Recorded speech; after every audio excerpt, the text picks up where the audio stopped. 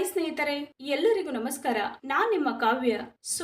ಇವತ್ತು ಮತ್ತೊಂದು ಹೊಸ ಪ್ರೊಫೈಲ್ ಜೊತೆಗೆ ನಾನ್ ನಿಮ್ಮ ಮುಂದೆ ಬಂದಿದ್ದೇನೆ.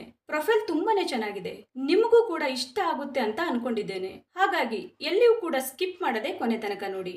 ಬನ್ನಿ ಮೊದಲು ಇವರ ಪರಿಚಯನ ಮಾಡಿಕೊಳ್ಳೋಣ. ಇವರ ಹೆಸರು ಬಂದು ಊರ್ವಶಿ ಅಂತ. ಊರು ದಾವಣಗೆರೆ. ವಯಸ್ಸು 29 ವರ್ಷ ತುಂಬಿದೆ. ಸಮಸ್ಯೆ ತೂತಿಗೆ ಹುಡುಗ ಬೇಕು. ರಾಶಿ ನನಗೆ ಗೊತ್ತಿಲ್ಲ. ಎತ್ತರ ಬಂದು 4.9 ಅಡಿ ಎತ್ತರ. ಗಂಡ ಹುಡುಕುತ್ತಾ ಇದ್ದೇನೆ.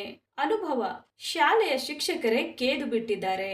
ತೂತು ಸ್ವಲ್ಪ ಜನ ಮೂಸಿ ನೋಡಿದ್ದಾರೆ. ಸ್ನೇಹಿತರೆ, ಊರ್ವಶಿಯವರು ಅವರಿಗೆ ಸಂಬಂಧಿಸಿದ ಬಯೋಡೇಟಾವನ್ನ ಶೇರ್ ಮಾಡಿಕೊಂಡಿದ್ದಾರೆ. ಮದುವೆಯ ಹುಡುಗ ಗಟ್ಟಿಯಾದ ಮೈಕಟ್ಟು ಹೊಂದಿರಬೇಕು. 4 ಜನರಿಗೆ ದೆಂಗುವಷ್ಟು ಸಾಮರ್ಥ್ಯ ಹೊಂದಿರಬೇಕು. ಕೇಯಲು ಕುಳಿತರೆ ಬಿಡದೆ 20 ನಿಮಿಷ ಕೇಯಬೇಕು. ನಿರಾಸೆ ಹೊಂದಿರುವ ಗಂಡು ಮಕ್ಕಳು ಇಷ್ಟ ಇಲ್ಲ. ನೀವು ಕೊಟ್ಟ ಸುಖಕ್ಕೆ ಜೀವನ ಪೂರ್ತಿ ನೆನೆಸಬೇಕು. ಮನೆಯ ಜವಾಬ್ದಾರಿ ವಹಿಸಬೇಕು. ಹೆಣ್ಣಿನ ಎಲ್ಲಾ ಆಸೆಗಳನ್ನ ಪೂರೈಸಬೇಕು. ಸ್ನೇಹಿತರೆ, ಊರ್ವಶಿಯವರು ಮದುವೆ ಆಗುವ ಹುಡುಗ ಯಾವೆಲ್ಲ ಲಕ್ಷಣಗಳು ಹೊಂದಿರಬೇಕು ಅನ್ನುವುದನ್ನ ತುಂಬಾ ಸ್ಪಷ್ಟವಾಗಿ ತಿಳಿಸಿದ್ದಾರೆ. ನಿಮ್ಮ ಸವಲತ್ತುಗಳು ಹೀಗಿವೆ.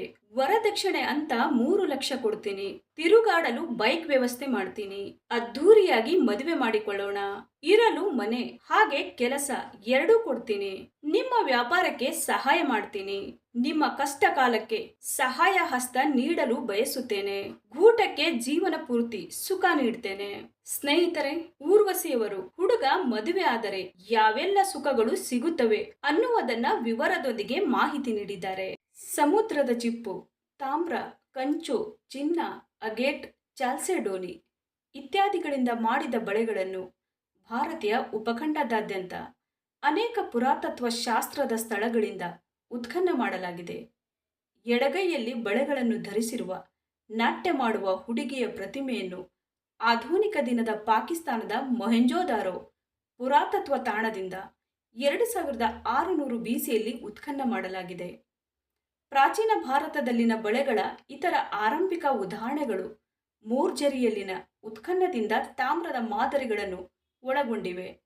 ನಂತರ ಮೌರ್ಯ ಸಾಮ್ರಾಜ್ಯಕ್ಕೆ ಸೇರಿದ ಅಲಂಕೃತ ಬಳೆಗಳು ಮತ್ತು ಐತಿಹಾಸಿಕ ತಾಣವಾದ ತಕ್ಷಶಿಲಾದಿಂದ ಚಿನ್ನದ ಬಳೆಗಳ ಮಾದರಿಗಳು ಅನೇಕ ಮೌರ್ಯ ಸ್ಥಳಗಳಿಂದ ಅಲಂಕರಿಸಲ್ಪಟ್ಟ ಶೇಲ್ ಬಳೆಗಳನ್ನು ಸಹ ಉತ್ಖನನ ಮಾಡಲಾಗಿದೆ.